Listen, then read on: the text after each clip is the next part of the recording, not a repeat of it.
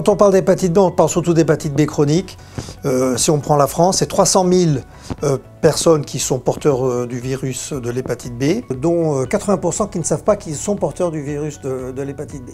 Lorsqu'on développe une hépatite B chronique, le plus souvent, il n'y a pas de symptômes. C'est une maladie qui évolue vers la cirrhose, qui peut donc amener à des complications de la cirrhose, mais c'est également un virus qui favorise la survenue du cancer du foie. Au stade de cirrhose, le risque il est majeur, mais également avant. L'hépatite B est un virus qui favorise la survenue du cancer du foie, y compris chez des patients qui n'ont pas de cirrhose.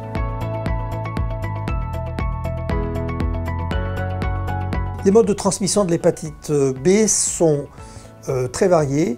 Le premier, c'est le risque de transmission de la mère à l'enfant au moment de l'accouchement.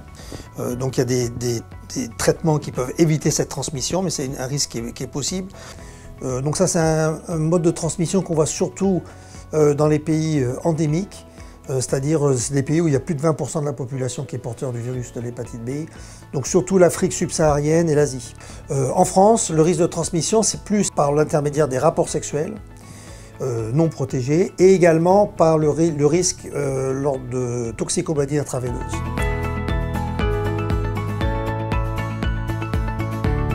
Lorsqu'on diagnostique une hépatite B chronique, il y a une prise en charge donc par un spécialiste hépatologue. Si le patient a une cirrhose, c'est une prise en charge très particulière de la cirrhose. S'il n'y a pas de cirrhose, c'est un suivi régulier par un spécialiste avec des prises de sang sur un rythme souvent biannuel.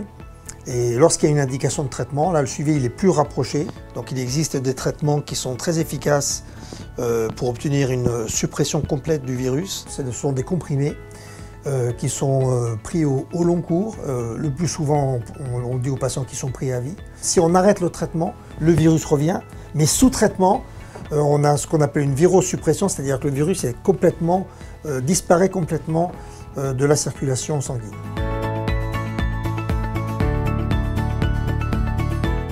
L'idéal, c'est d'éviter l'infection, et donc là, c'est le vaccin.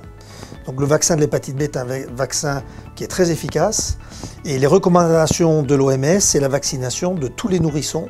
Et on conseille également de faire un rattrapage des enfants qui n'ont pas pu être vaccinés et d'essayer vraiment de vacciner tout le monde avant l'adolescence.